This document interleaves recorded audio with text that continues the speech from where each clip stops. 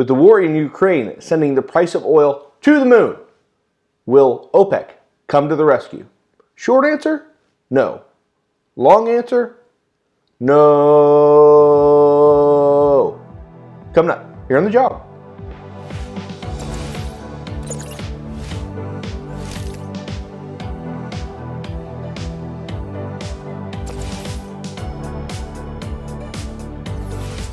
Hi folks, Alex Klingelhoeffer here with Exencial Wealth Advisors. It is 7:30 here in the middle part of the country on Wednesday. It is March 2nd, 2022.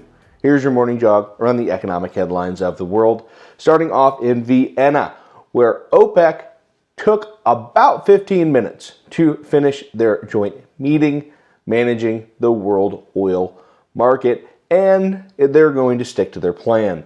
400,000 additional barrels coming onto the market as promised. That's, of course, not going to do a whole lot to resolve the price of oil going well past 100, now at $110 a barrel in the Brent benchmark. Folks, OPEC not going to increase production just because a war breaks out somewhere. Here's the issue. Russian oil is now in a bad spot. It's not officially sanctioned, right? Energy, of course, was accepted from the developed world's sanctions against Russia, but it's just not being taken anywhere. Russians are offering huge discounts to the price of Brent, and it's just not moving. You have companies all over the world that are oil starved and still would rather pay through the nose for Saudi crude, for crude from Africa, versus touching the Russian stuff. In fact, there's about 2.5 million barrels per day that's just going completely unsold out of Russia.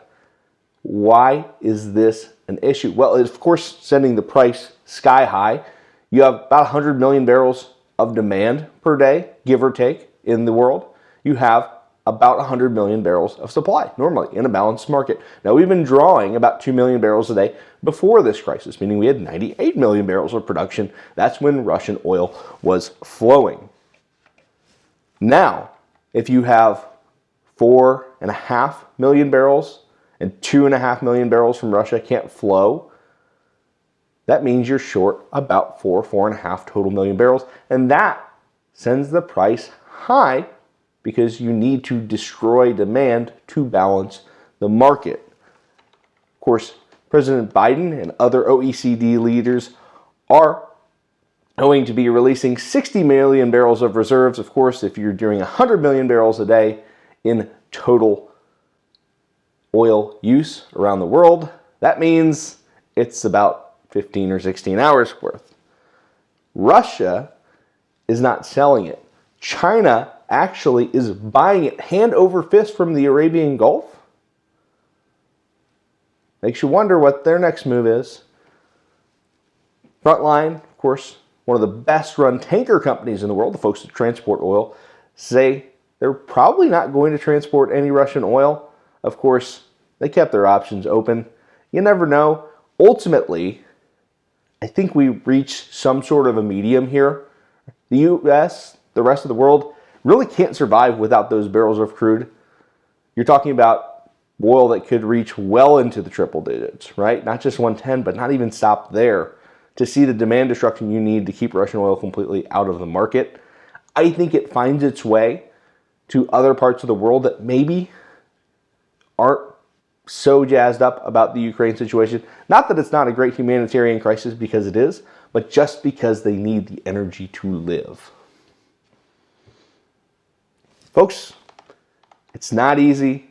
In the real world, you have to make tough decisions, and I think you'll see it happening from countries that do import oil that need the cheaper prices to fuel their economies. Before we get you off to a nice and very warm Wednesday, at least here in the Midwest, ADP, 475,000 jobs in February. We like the governmental report, right? We like the BLS report. It's due Friday, of course. You know that. You've been watching the channel for very long. ADP, not as good of a data source traditionally.